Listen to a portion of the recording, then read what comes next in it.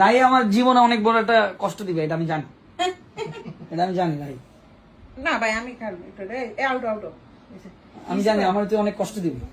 আচ্ছা ভাই আমি একটা জিনিস বুঝলাম, আমি আপনারা কি করলাম, কি ক্ষতিটা করলাম? দিবি আমি জানি। আচ্ছা কোন দিক দিয়ে মানে দিই আমরা আমার এটা করেন, আমি আজ পর্যন্ত কি করলাম কোন? ঠিকই আমার সাথে একদিন পোল্টি মারবি, ঝগড়া হবে, দূরে চলে যাবি, জানি যেদিন আমার ফেম থাকবে না, নাম থাকবে না, ঠিক আছে?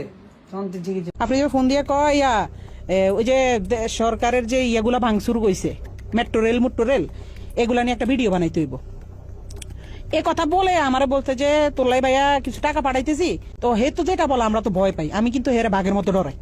আমি না, আমাদের টিমের সবাই তার বাঘের মতো ডরায়, কারণ মানে সে অন্যরকম মানুষ ভাই। সে ক্যামেরার ভিতরে একরকম, কিন্তু ক্যামেরার বাইরে খুব ডেঞ্জারাস একটা লোক।